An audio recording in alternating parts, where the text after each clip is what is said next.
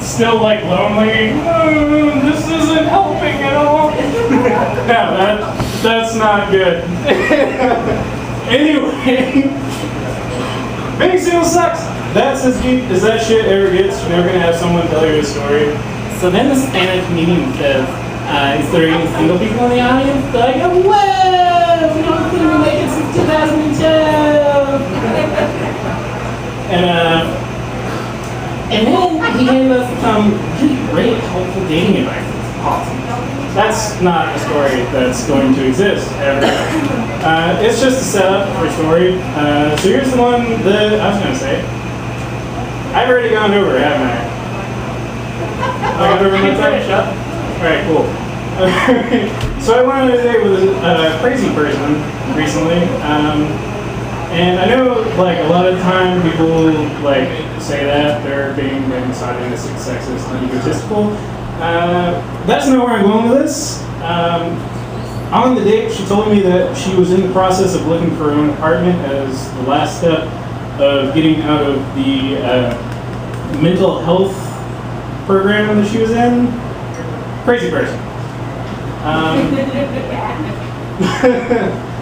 But I just kind of like, you know, you're already out with somebody and they say something ridiculous like that, you can't like just see it.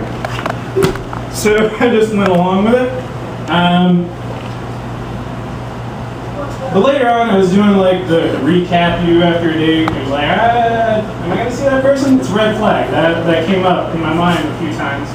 And I came to the decision that, you know, this is just a cultural stigma against people with mental health problems. Why am I perpetuating this?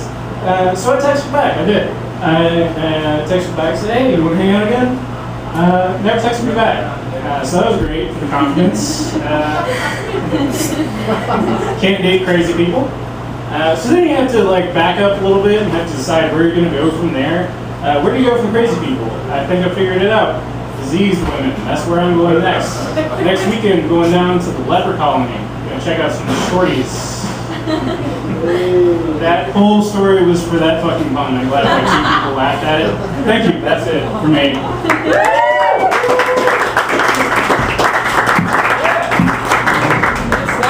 Scott Hugh, everybody. First time doing comedy, guys. That can be you. Yeah. Next guy coming on the stage, I believe his second time doing comedy. This can also be you. So everyone, please welcome to the stage, Michael B. Michael B. Thank you, Tom, a.k.a. Eggs Benefit, who just hosted the benefit down the street last week, left me with a set from 12 to 7 a.m. I might not have been there, but with heart, mind, and spirit for sure. And you mentioned running, to where you run, to where you have a runner's high, and you don't know you're running. Well, in that case, I get really fucked up. No? Okay.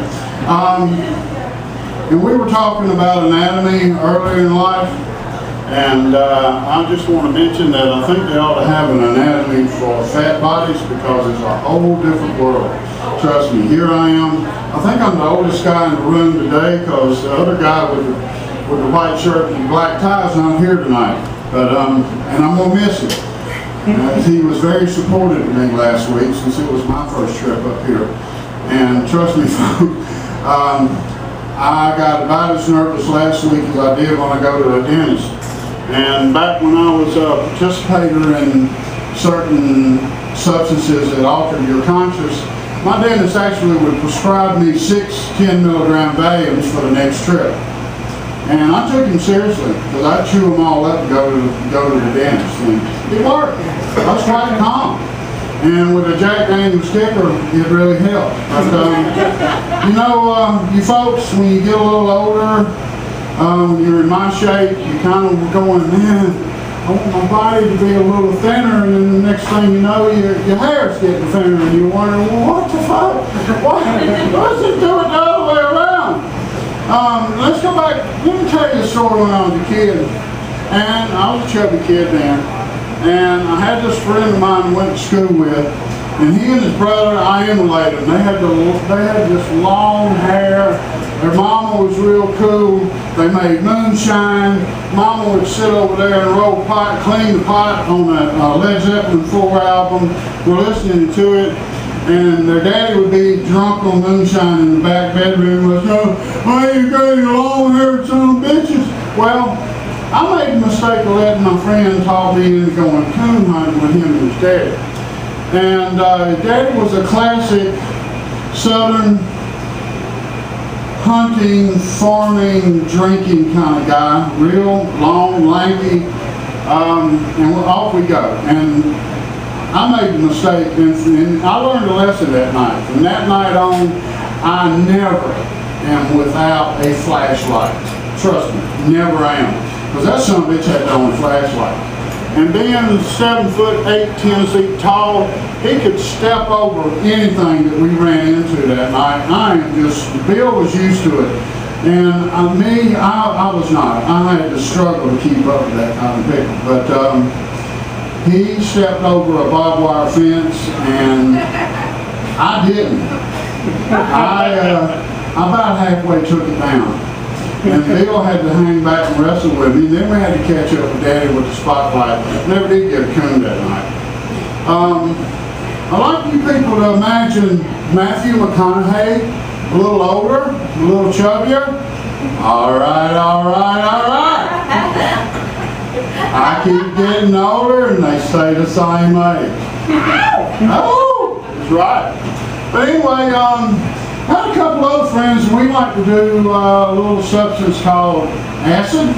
And we went to the Jimi Hendrix documentary in a little theater. The theater over here at Asheville Pizza and Brewery reminds me of this classic old theater.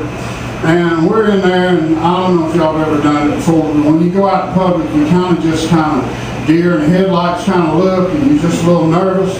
And walk in, and the three of us walk in the back of the theater, and a friend of ours, and his name, God rest his soul, one of the best people I ever knew in my life, and he looked identical to Jimi Hendrix, acted like him, whole 9 yards. And he's sitting in the front of the theater, first row. He turns around and he goes, "Hey, fat boy!"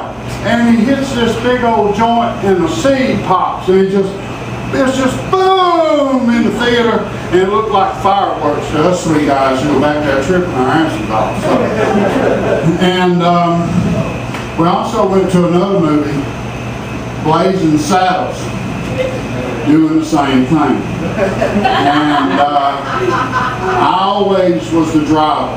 I've been a driver all my life.